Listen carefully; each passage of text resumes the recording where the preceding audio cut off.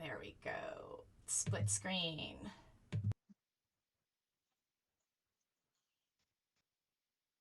Bear with me. There we go. Let me unmute you too. All right. Why am I not seeing any levels for you, Lindy? Are you there? Can you? Yeah. Can you just say something real quick so I Yeah, can I see? see. Perfect, perfect. I didn't see levels. I got nervous. One time I had a guest come on from Washington, a musician, and I had the worst audio hell. That was terrible. So fortunately, that's not the problem today. So this is insane. I've read so many studies about these masks. I am so happy that you are taking this lawsuit on. Tell me all about it. What's going on and how anyone else can get involved. Well, I had been, as frustrated as everybody else with all that's going on, and I was actually hoping for businesses to try to maybe get together and hire me to file a suit. Nobody came forward, and then this mask order came out. I actually saw Como announce it, so I knew that in the one morning. So I knew little Ned was going to follow suit really quickly. So I actually started working on it before Ned even announced it. And I had decided to just file it myself. It was a lot simpler and easier that way. I am not a civil lawsuit lawyer by trade, so I knew it was going to be a lot of work for me, and it's just easier to do it myself. So I got it filed really a day, like Saturday, the day after it went into effect, and it's sort of been in a holding pattern. I'm about done amending the complaint. I changed some stuff, tweak it, make it a little more tight, and in order to get the ball really rolling, I've got to file a motion for preliminary injunction, which requires a really deep, really in-depth legal brief that I'm trying to find the time to work on. That's going to really push this thing forward. One of the main things I need, however, if I'm going to have a chance, is I'm going to need some sort of scientist, doctor, who can testify to allow me to get into evidence these studies. There's a ton of studies out there and they all say basically that these masks do not work. They don't prevent transmission. The virus particles are smaller than the pores on these masks and these cloth coverings. So, but I can't get those into evidence at any hearing without an expert. So I've got to find an expert who's willing to testify, be subjected to cross-examination, so I can get those things before the judge. Oh, wow. So that should be something that we as a community, with all of the scientists out there that we know, could.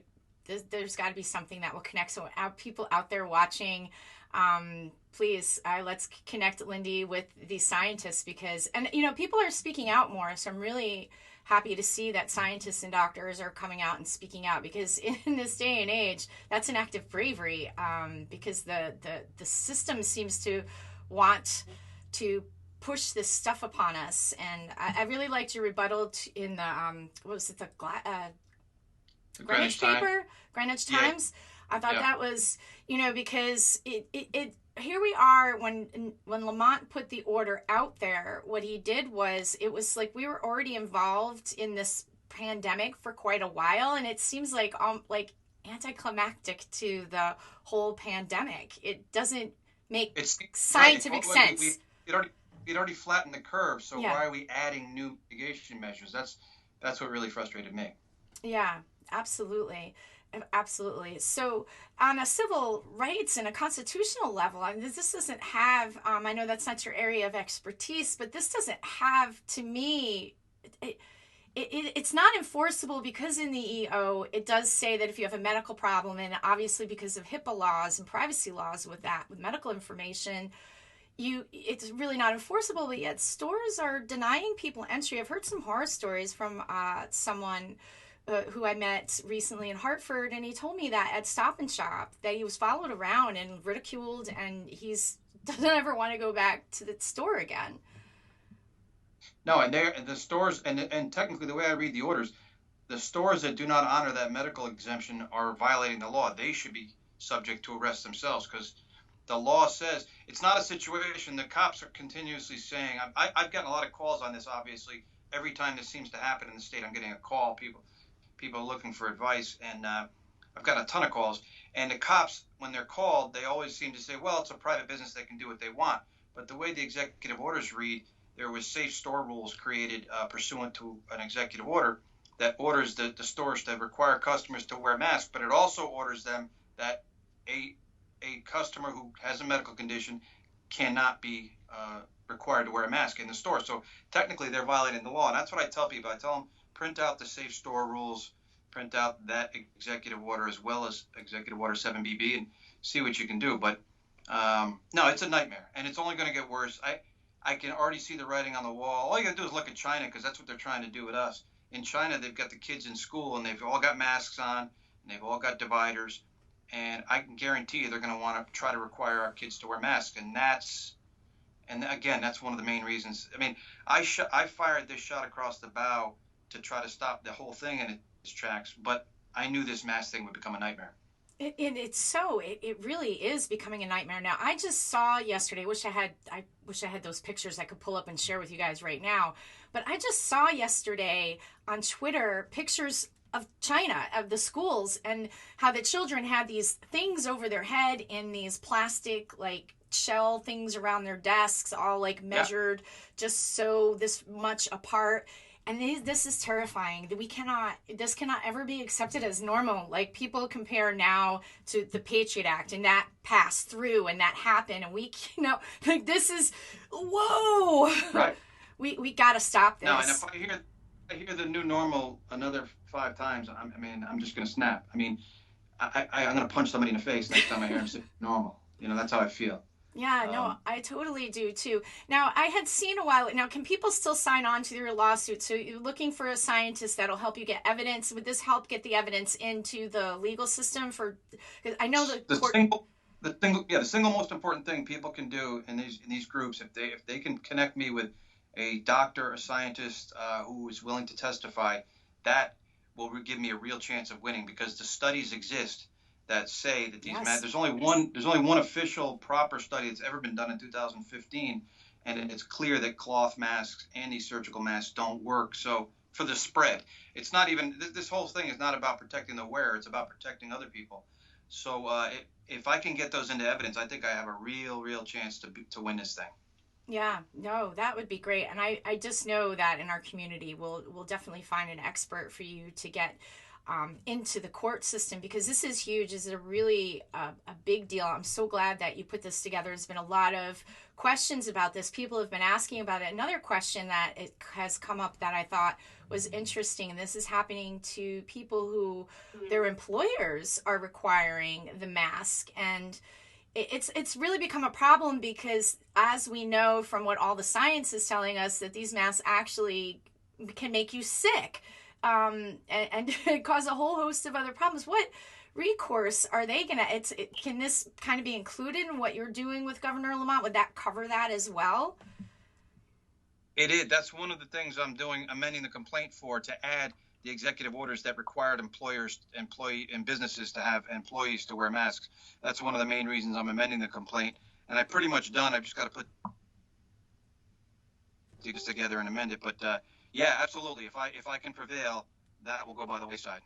That's just incredible. So we can definitely make that happen. So guys out there that are watching, let's connect with our experts. We know we got experts out there that are going to come and be a part of our case in Connecticut. This is really a big deal. When we think about, we the people across all the states, because it matters, because everybody is watching what's going on. So let's get the word out and get an expert for Lindy's case so that we could really bring this out. I'm so excited about this and want to do everything and anything I can to help you. Now, do you have like any GoFundMe campaign? Is there any financial contributions people can make? Anything like that? No, and I've been asked about that, and I've just, as much as I could use it, as much time as this is costing me, I've chosen not to do that, because I just don't. It's not about the money for me, and I want to keep it pure and not open myself up to that line of attack. As much as I could use it, I'm not going to do it. Okay, wow, that's good to know. So right now, getting that expert in is the key to. For one thing right now, the number one goal. So the number one goal is to connect with an expert for this. This is great. I'm so glad that you're doing this, Lindy, because it's become something that it's a problem. And every time that we're going out in public now, it's become like you're discriminated against if you're not wearing a mask, and there's a hostility there that this isn't based in science. There's no science anywhere to support this. I want this in a court of law. I mean, I just want to see this put out there so that we can just stop this. This is a huge win if we can win this. Let me tell you, I have appreciated the irony of being able to rely on the statement of trust the science after what we've gone through in the last year. That's what I've been using that over and over again. Don't you trust the science? I tell these people, the science says the masks don't work. So I see the empowering effect that's had on our opponents over the last year. Absolutely. So I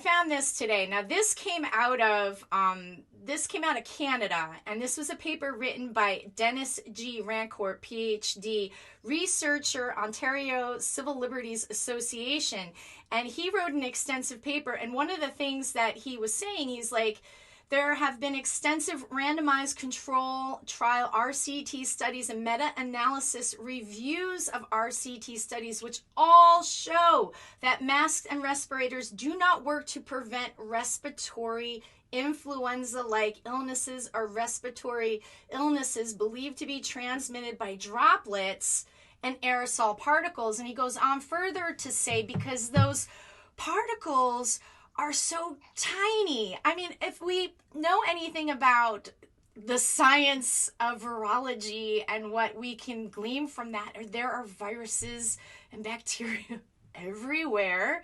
That's number one. We cannot live in a Lysol bubble. So yeah, COVID-19 is a novel virus, but at the same time, we still live on the planet Earth. And all viruses were novel at one point, right? Exactly. So it just, one of my thoughts is that this is just to see how much the people are going to accept, and how much are you going to take? When is enough enough? I have no doubt that that's one of the things they're doing here. Obviously, there's a lot of agendas at play here, more than we can even imagine. I think the mandatory or the vaccine that they've been talking about from day one is clearly at or near the top of the list. But absolutely, they're pushing to see as much as we'll accept, and man, will we accept a lot. You know, it's pretty damn scary, but not me, and not all you strong, powerful folks who I got to meet in the last year. So, we've just got to act. We've got to stop talking, playing. We've got to act. That's what drove me to file this thing. And I'm going to see it through. And I really, like I said, if I can get an expert to get these studies into evidence, I really believe I think I should win. So. Yeah, no, this is a great hey guys, warriors, this is a great project for us to help Lindy with here in the state of Connecticut. Let's put those feelers out there. Let's reach out to our scientists and our experts, and let's get this, because it's not going to go away. Like, we have to have my thought is, let's fight them in the courts. Let's fight them with civil disobedience. Let's fight them with our voices, whatever it is that you can do. I'm so thankful for you in this movement, Lindy, that you're bringing your expertise as an attorney into this. And though this is not your expertise area where you've studied law, you're a criminal lawyer, but still, well, these are criminals, I swear. I know I shouldn't say that, but Ned Lamont and his buddies operating in secret while they're putting together this COVID get back to life with all like these stages of how we're going to be able to live. Like, now you can blow dry it. You can use the blow dryer at the hair salon. Does it even make sense? I mean, like, what are people going to say? Stop.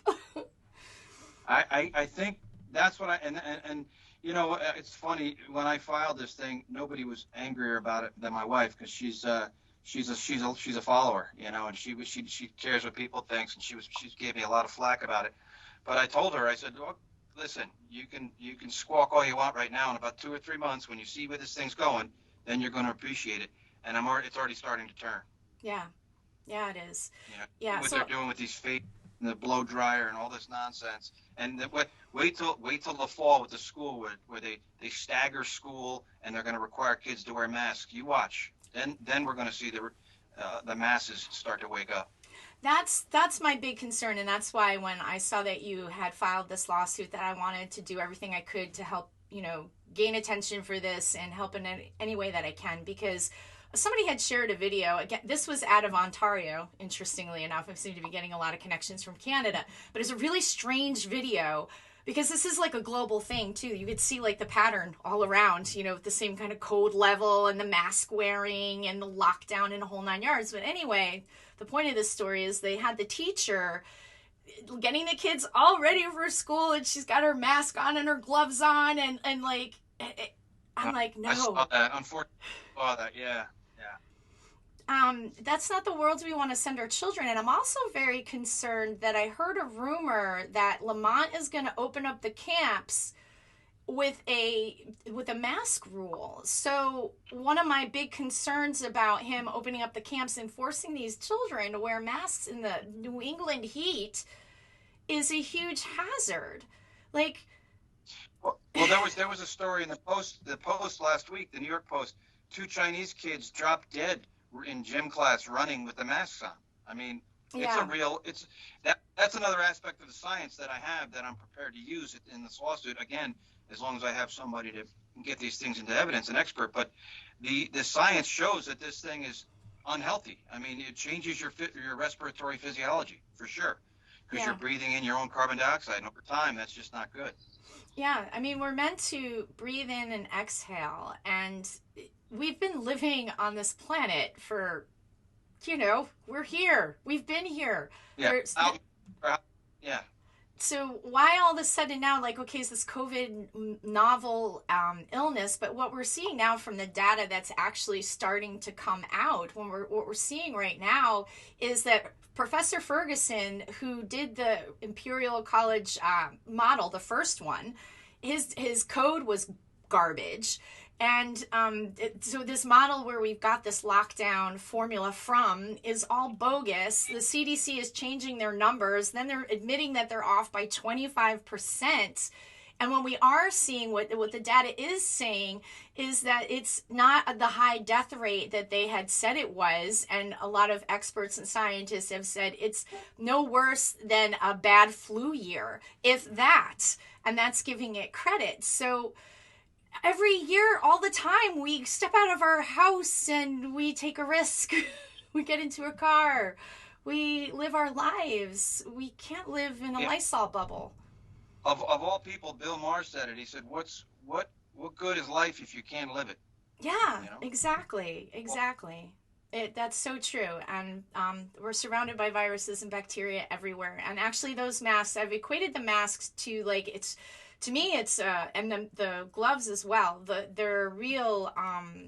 They transmit actually more of the virus because the virus will survive better on the plastics. I mean, we have on our hands and in our bodies, we have all this stuff we don't see that actually helps to keep us healthy and able. Like you're gonna more pass off a virus from a rubber glove on your hand than you are from your hand. To your plane. That's right.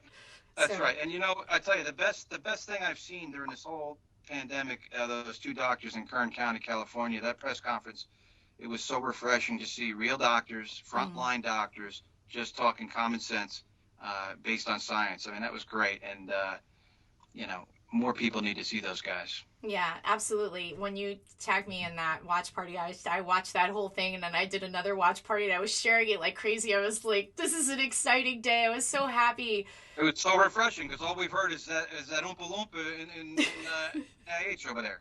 Yeah. Dr. Fauci, what we hear from. Yeah, I'm so tired of this. I didn't even dig into Fauci had the Senate hearing today, and I haven't really dived in deep into that yet. But some of the stuff that I'm hearing coming out of that is rather alarming, and why we have to fight.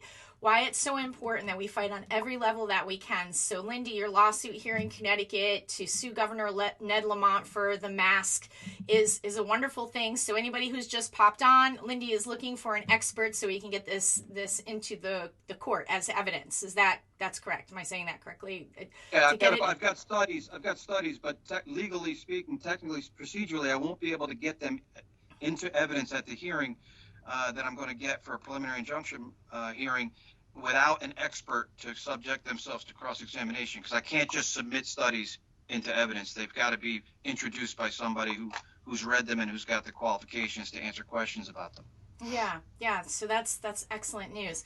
So we've got a bunch of people on. I wonder if anyone has any questions for Lindy. I had a few people that were wanting to ask questions. I don't know if they're on here now or maybe they'll pop in afterwards. But if you have a question, you want to put it in the comments. I can see you on Facebook. Somebody posted from Twitter that we lost the feed. So hopefully now I just saw another post that we've still got the feed on Twitter. So that's good.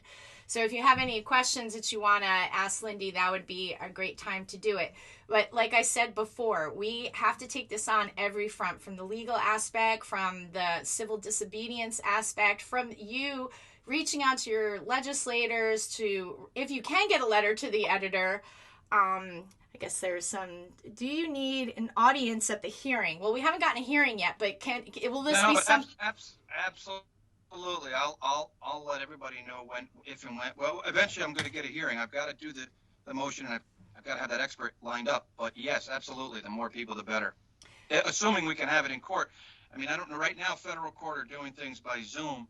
I assume by the time we get the hearing, we'll be able to get people in there. But if so, absolutely, we want people there. That's right. So that's really interesting. So how are the courts operating these days? Well, the state courts have pretty much shut down, which is another whole different set of problems. I mean, they basically just wiped their hands at things and just shut it down and said, we'll pick it up in a few months, which is crazy. The federal courts have done a lot better job of keeping things moving, and that's one of the reasons I filed in federal court. But mostly because primarily it's primarily a constitutional complaint, so I went federal court, but also because I know they're operating, and but the state courts have, it's pretty pathetic. They're talking about a soft reopening in a couple of weeks on the 27th, but people are sitting in jail with nothing happening. It's crazy. It's crazy. I'm sorry. I had a woman whose mother passed away.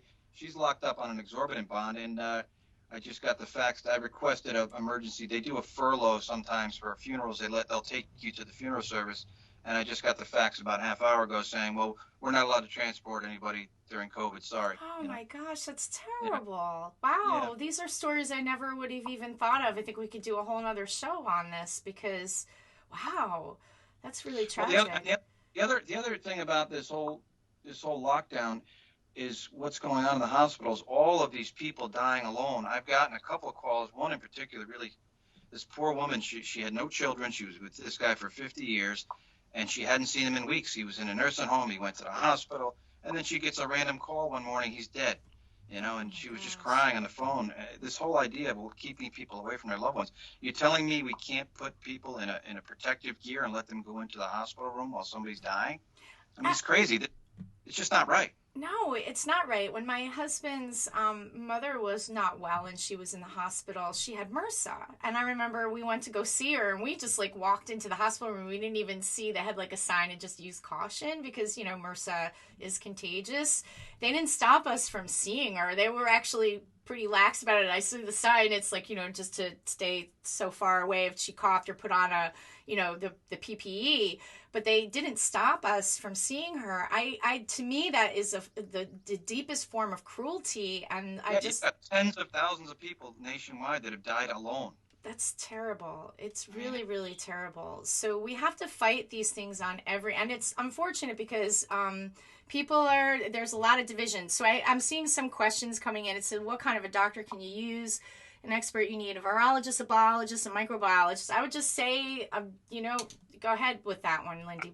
I would say any of the above. Anybody who has training in, or even somebody who has done scientific studies before, even that, if they're not necessarily trained in medically, if they've read scientific studies, I probably can use them. But yeah, a virologist, a epidemiologist, microbiologist, anybody who's got those kind of qualifications, I think would be sufficient for me to get these things into evidence. Yeah, and I know with this amazing crew of medical freedom fighters out there that we will find those experts for you.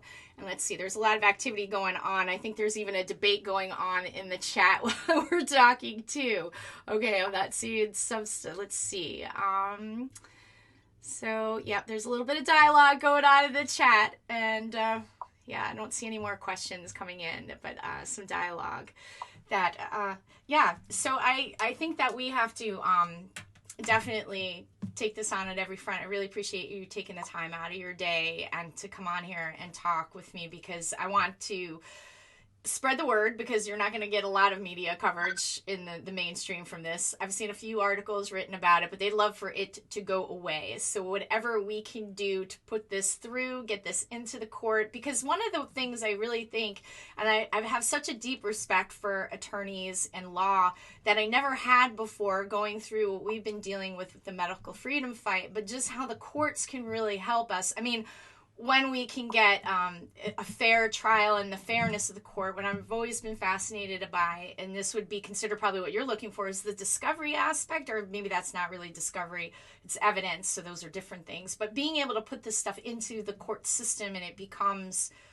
you know, other people can see it, and that information can be spread out, and it could be. And the bottom line is, look, we obviously we have a very big activist group or groups, but at the end of the day, you've got to exhaust your legal remedies before you can go to the next level, whatever that might be. And that's another thing that prompted me to do this, because I have had some thoughts about, some, things that need to be done. Yeah. But you've got to go through the process first before you can do anything extreme. So, quite frankly, you've got to use the court system and see how it works. I mean, it's there for a reason. It was set up by the Constitution. I mean, this thing could theoretically end up all the way to the Supreme Court. So, absolutely, it's a really important case, and I'm so glad that you are doing this, because the mask issue is not going to go away. We're not going to get rid of these masks. They're going to be a part of this COVID-19. This new normal. That's what they're planning. I don't want the new normal. So when, Governor Cuomo comes out and says that Bill Gates and the Bill and Melinda Gates Foundation is going to be reshaping the school, and we know that Governor Lamont and Governor Cuomo are buddies, and these governors are all working together to do similar policies, including Governor Murphy in New Jersey. But you mean the consortium of communist governors in the Northeast? Yeah. Yeah. And folks, I know that some people get bugged out. Oh my God, the word communist. But when you really pull, That's what it is. When you start to look at the model that we're actually following based on bad data from the Imperial College of London or England or whichever, but was funded by Bill and Melinda Gates. That group, and the IMHE, both of the false models were funded by Bill Gates, by the way. Yeah. So when you start to follow the money, I was thinking about this today for folks out there. When you start to follow the money and you see where it goes, Bill Gates has got his fingerprints all over this. So these masks are part of this. It's a psyop. It's a form of control, because the science just isn't there to support it. Now somebody will say, "Oh, the science is there," and they're not coming up with anything. It's not there. The science is not there, and we have to stand our ground, because this new normal that they want to create, I'm seeing things I've just heard, and I haven't seen Fauci say this, I'm just hearing this online, so I don't know if this is backed up or not, but that he doesn't even want schools opening in the fall. And that's right. I'm just very concerned. So we all got to pull together in this time frame and take on every aspect of this challenge from every angle that we possibly can. And you can see them laying the groundwork with this new lame thing they come up with in New York, this Kawasaki disease with the kids. They're trying to drum up this fear about the children so that they can do what they want to do with schools in the fall and the masks and who knows what else. So that's next. That's next for sure. It's very concerning. And so as we move through these very dark and difficult times, let's all remember to be kind to each other. I see debate going on heavily in the chat. So remember to all be kind to each other. The science just isn't there. The models, the data was all wrong. Professor Ferguson, and then he got caught with his girlfriend when he was supposed to be in quarantine for having COVID. You can't make this stuff up. I mean, this is true. I'm not making it up. Professor Ferguson from the Imperial Royal College in England, okay? And so why isn't the media talking about this? That whole model was destroyed. The code was bad. And here we are, forced to wear masks and talking about children wearing masks in summer camp in the 100-degree heat.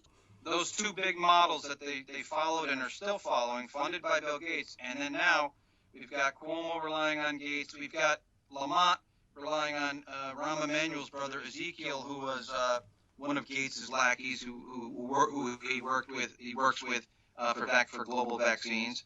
I forget the name of the group. Why are we still relying on this guy when he was the reason? His money funded the entire reason for this lockdown based on faulty data. Why are we even talking to this guy?